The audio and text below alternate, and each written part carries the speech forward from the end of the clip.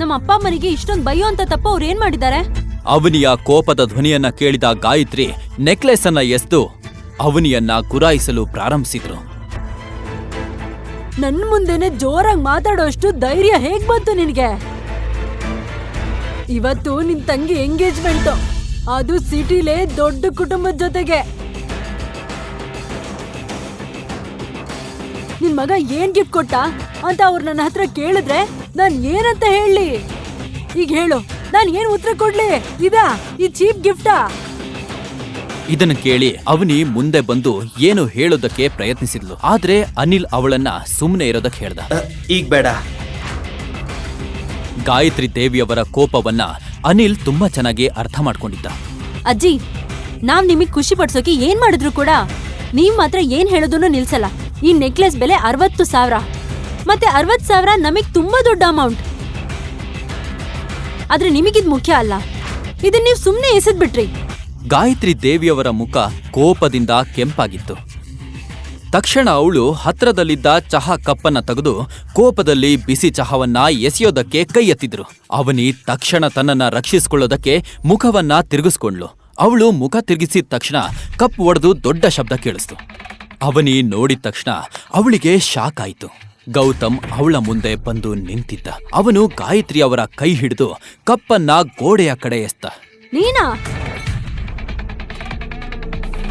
ನೀವು ವಯಸ್ಸಲ್ಲಿ ದೊಡ್ಡವರು, ಅದೇ ರೀತಿ ನಡ್ಕೊಳ್ಳಿ. ಗಾಯತ್ರಿ ದೇವಿ ಕೋಪದಿಂದ ಗೌತಮ್ ಕಡೆ ನೋಡ್ತಿದ್ರು. ಆದ್ರೆ ಅವರು ಏನಾದ್ರೂ ಹೇಳೋಕ್ಕೂ ಮುಂಚೆನೆ ಹೊರಗಿನಿಂದ ಜೋರಾದ ಧ್ವನಿ ಒಂದು ಕೇಳಿಸ್ತು. ಕರಣ್ ವೀರ್ ಅಂಕಲ್ ಬಂದಿದ್ದಾರೆ, ಬೇಗ ಬನ್ನಿ. ಕರಣ್ ವೀರ್ ಎಂಬ ಹೆಸರನ್ನ ಕೇಳ್ತಿದ್ದಂತೆ ಗಾಯತ್ರಿ ದೇವಿಯವರ ಕೋಪ ಸ್ವಲ್ಪ ಕಡಿಮೆಯಾಯಿತು. ಯಾಕಂದ್ರೆ ಅವಳ ದೃಷ್ಟಿಯಲ್ಲಿ ಕರಣ್ ವೀರ್ ಅತ್ಯಂತ ಯಶಸ್ವಿ ಮಗ.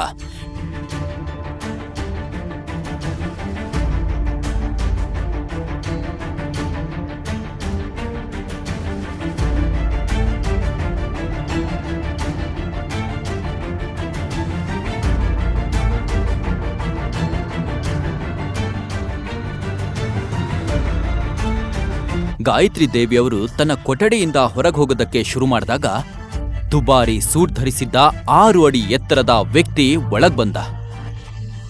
ಹೇ ಅಮ್ಮ, ಎಲ್ಲಿಗೆ ಹೋಗ್ತಾ ಇದ್ದೀರಾ? ನಾನು ನಿಮ್ಮನ್ನ ನೋಡಕ್ಕೆ ಅಂತಾನೆ ಬಂದೆ.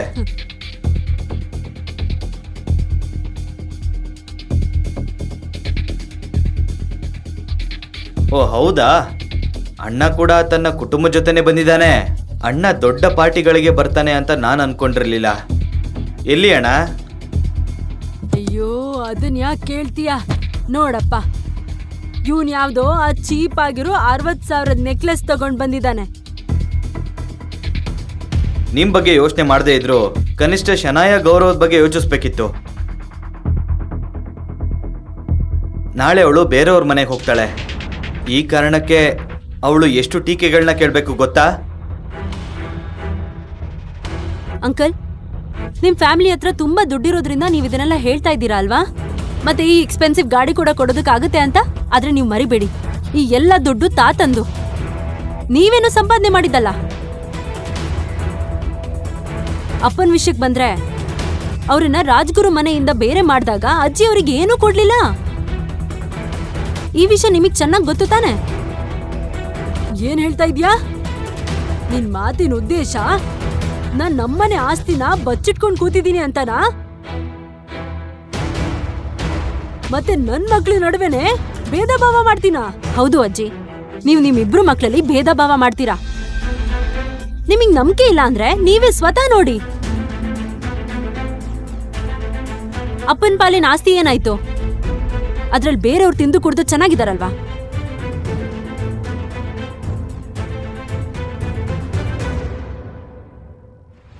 ಅಮ್ಮ, ಈ ಮಾತುಗಳನ್ನೆಲ್ಲ ಬಿಟ್ಬಿಡಿ.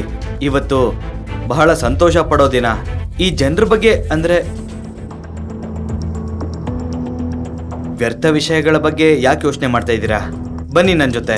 ನಾನು ಕಾರ್ ತಂದಿದ್ದೀನಿ, ಮತ್ತೆ ಶನಾಯಿಗೂ ಕೆಳಗಡೆ ಬಾ ಅಂತ ಹೇಳಿದ್ದೀನಿ. ಬನ್ನಿ ಹೋಗೋಣ. ಈ ವಿಷಯ ಇನ್ನೂ ಮುಗ್ದಿಲ್ಲ. ಇದು ಕುತ್ರ ನಾನ್ ನಿನಗೆ ಕೊಡ್ತೀನಿ. ಹೇಗ್ ಕೊಡ್ತೀನಿ ಅನ್ನೋದನ್ನ ನೀನ್ ನೋಡ್ತಾ ಇರು.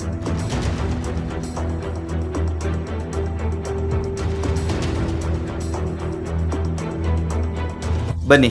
ಗಾಯತ್ರಿ ದೇವಿ ಮುಂದೇನ್ ಮಾಡ್ತಾರೆ, ಪಟೇಲ್ ಅವರು ಪಾರ್ಟಿಗೆ ಬಂದಾಗ ಏನಾಗುತ್ತೆ, ಈ ಎಲ್ಲಾ ಪ್ರಶ್ನೆಗಳಿಗೆ ಉತ್ತರ ಸಿಗುತ್ತಾ? ಈಗಲೇ ಡೌನ್ಲೋಡ್ ಮಾಡಿ ಕೇಳಿ ರಾಯಲ್ ವಾರಸ್ದಾರ ಕೇವಲ ಪಾಕೆಟ್ ಎಫ್ಎಂ ನಲ್ಲಿ.